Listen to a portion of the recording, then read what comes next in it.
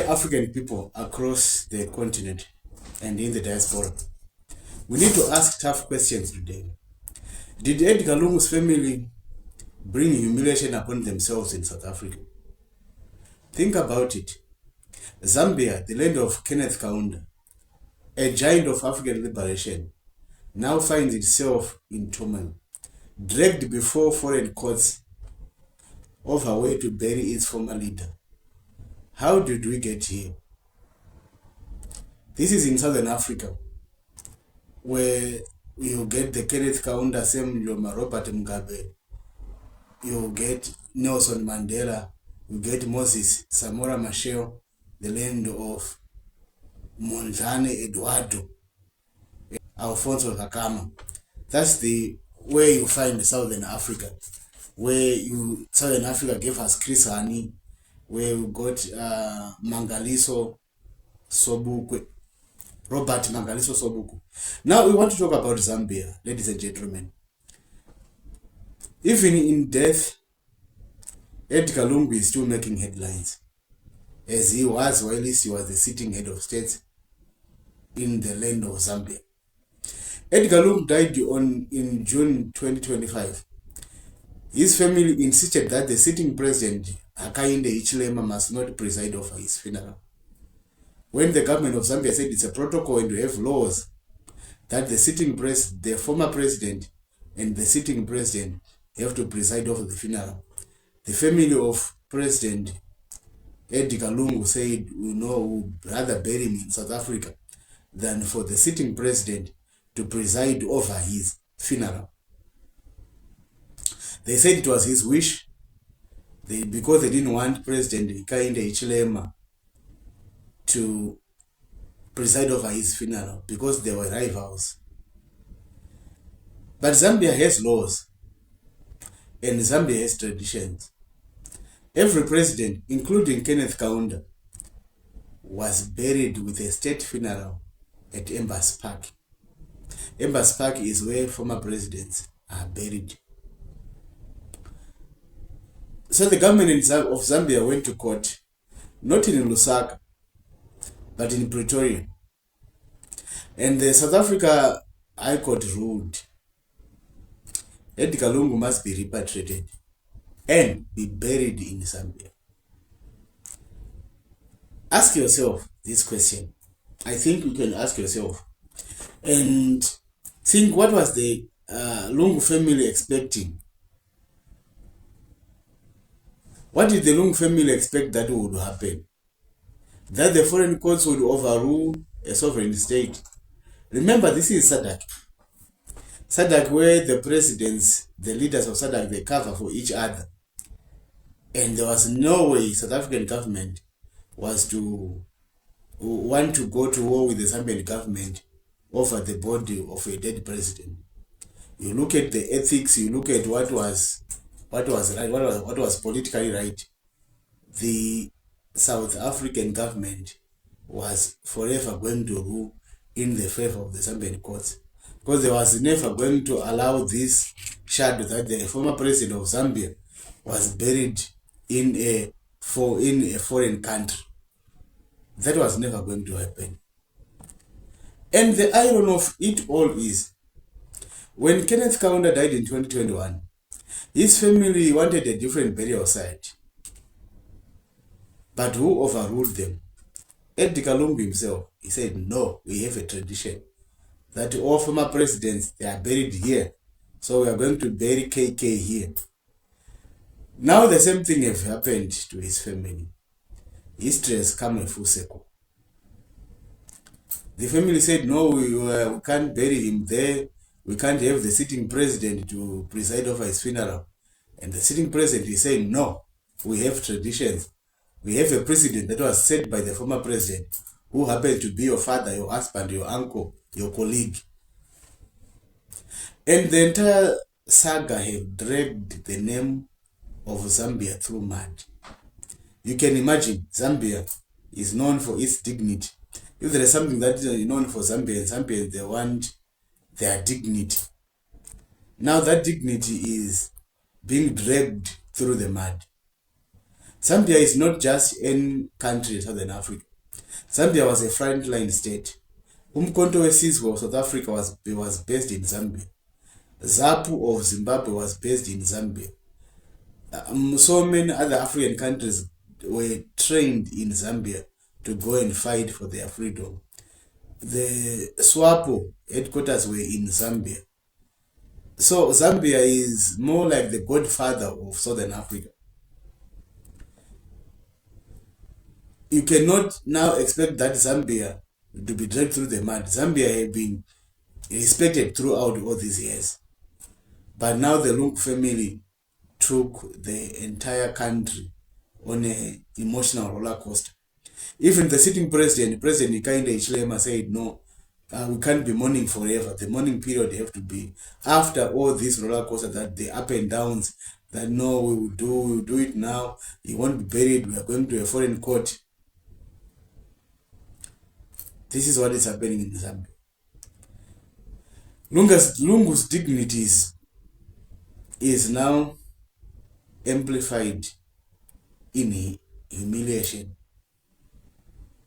Lungu's family is actually humiliating him even in his death. And let's not forget one thing. Lungu is the same man who once blocked South African opposition leader Muslim when he was still the president of Democratic Alliance to come to enter Zambia so that he could support Hakainde Hichilema. So when he was going to court, Muslim was man who handled in the aeroplane, was not even allowed to set his foot in Zambia. Said, no, you must go back. You can't set your foot here in Zambia. The men handled him. They pushed him back in the plane. They said, no, you are not setting your foot in Zambia. Go back to South Africa. Now the same Lungu family is pleading for justice in South African courts. Is that not poetic justice? I don't know. You tell me, my people. What do you think about this? There are also unconfirmed reports of Edgar Lungu's wealth, mansions, luxury cars, even that he traveled on a Zimbabwean diplomatic passport. His name was Mnyaradzi something. Yeah, that's Africa for you. It speaks of a big African problem. Our leaders loot their countries dry, then fly out to seek medical care in foreign hospitals. If now a man is having ranches in Zambia, he is having luxury homes in South Africa, luxury cars in South Africa, yet the same person was the president. Instead of building hospitals in Zambia when he was the president, they knew that whenever even their daughters have period pains, they go abroad and get medication. Even when they have pimples, they go to foreign hospitals and get their pimples treated. That's your Africa for you. This speaks of actually bigger problems in our African continent. Why is it that some leaders who fail to build proper hospitals at home, they, like Professor Lumumba was saying, that unless they are suicidal, that's when they will visit their own hospitals in their country. Again, I'm just thinking of Mama Esther Lungu, the former first lady of Zambia.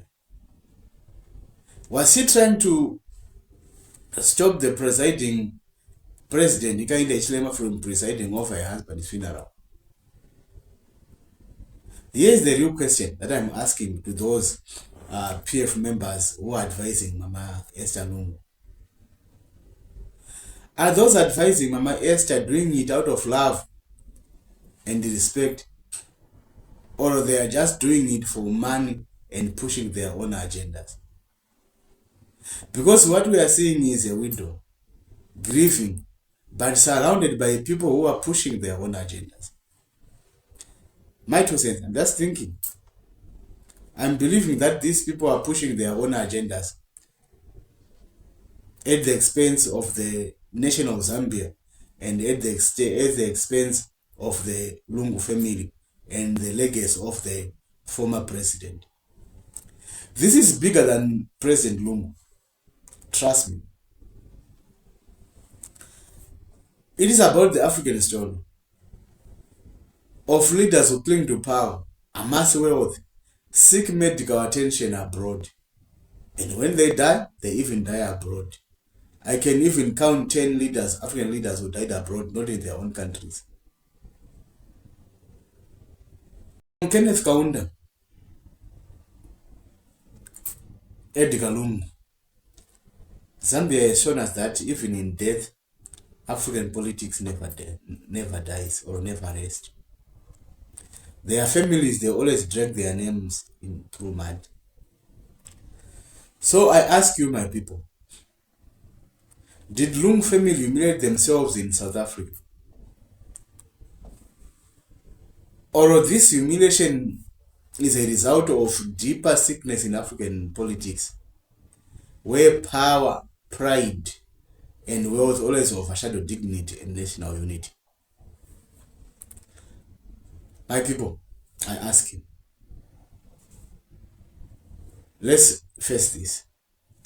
Edgar Lungu was humiliated in death not by his enemies, not by Hakainde Hichilema, but by his own family. They are blinded by pride,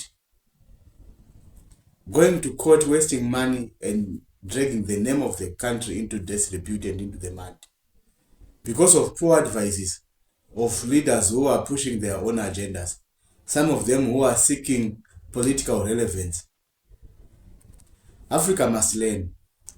If we do not fix our leadership, if we do not build systems that outlive men, then even in death, our leaders will continue to divide us. Let's not repeat these same mistakes. The legacy of Kenneth Kaunda was unity, but today, Zambia is polarized. What will be the tomorrow of Africa be remembered for? My people, Zambia deserves better. As I have alluded before, Zambia is not just another country in Southern Africa or in Africa. Zambia is a country that gave all for the freedom of countries in Africa. President Kenneth Kaunda said at one point when he was emotional, said, Ghana did it. Why can't we did it too? He was very emotional because the freedom of Africa to him meant everything. He was a rare kind of a leader. He was a leader who put his people first. To my Zambian people, let's bury the hatchet. Let the spirit of the former president rest in peace. Let's bury him. Let the name of Zambia be respected. If you have watched me until this far, thank you so much for watching. Thank you, my people. I appreciate your support. I appreciate you for watching us. Please support us, subscribe, like. Don't just like, comment. I appreciate you for liking. Like, it will make the algorithm love this video and support it. Also, share the video. Share it. After sharing it, please, your support, your contributions, the money that you send, they make us to make so many other videos and to improve the lighting, to improve the equipment that we use for filming and everything. Until I see you again in my other videos, I remain the Osajefo, the President of Africa. You guys remember to take care of your loved ones. Bye.